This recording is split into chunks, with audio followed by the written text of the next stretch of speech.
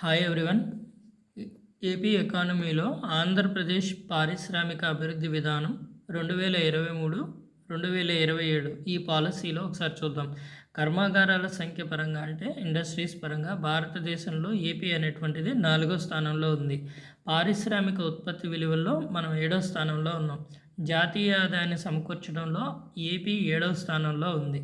తర్వాత తాజాగా వచ్చినటువంటి సర్వే ప్రకారం కనుక మనం చూసుకుంటే 2021 ఇది స్థిర ధరల వద్ద అంటే బేస్ ఇయర్ ప్రైస్లో కనుక చూసుకుంటే మన గ్రాస్ డొమెస్టిక్ ప్రోడక్ట్ ఎంత నమోదైంది అంటే కనుక స్థిర ధరల వద్ద ఆంధ్రప్రదేశ్ యొక్క జీడిపి ఎంత ఉందంటే 11.43% నమోదు చేసింది. Very important. ఈ స్థిర ధరల వద్ద ఆంధ్రప్రదేశ్ యొక్క జీడిపి ఎంతంటే 11.43%. ఖచ్చితంగా ఇలాంటివి అడిగే అవకాశం అయితే ఉంది. ఇది రాష్ట్ర జీడిపిలో పరిశ్రమల వాటా ఎంతను కలిగి ఉన్నదంటే 21% వాటా. అంటే మిగతా రంగాలు ఎంత వాటాను ఇప్పుడు 100 అనుకుంటే 100లో 21% రాష్ట్ర జీడిపిలో మనకి 21% పరిశ్రమల నుంచి వస్తుంటుంది. ఓకే.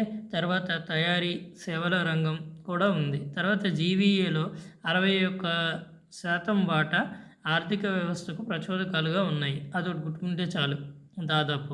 తర్వాత విశాఖపట్నం పోర్టు నుంచి మనం చూసుకుంటే ప్రధానమైనటువంటి పోర్టు. దాదాపు మొత్తం సరుకుల రవాణాలో మనం చూసుకుంటే కనుక 11% మనకి విశాఖపట్నం నుంచి ఎగుమతి అవటం అయితే జరుగుతుంది.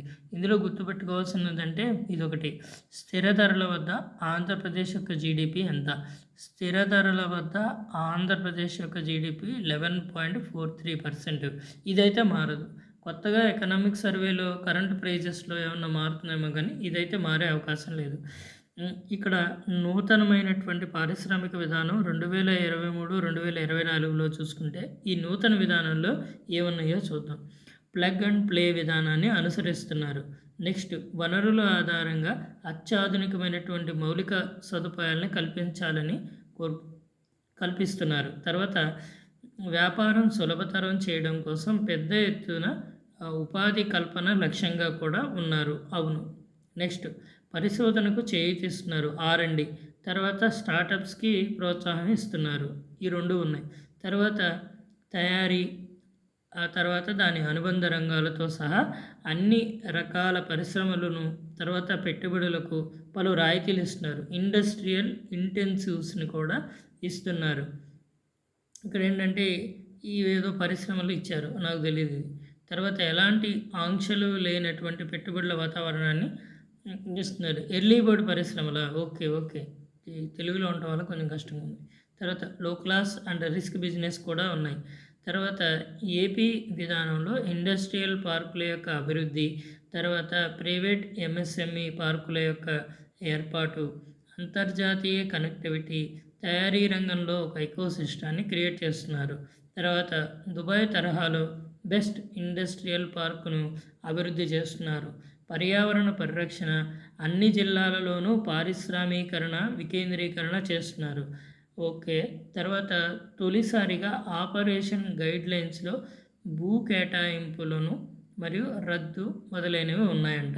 సో ఓవరాల్గా ఆంధ్రప్రదేశ్ పారిశ్రామిక విధానం 2023 నుంచి 2027 వరకు ఉన్నదైతే ఒకసారి మళ్ళీ చూద్దాము.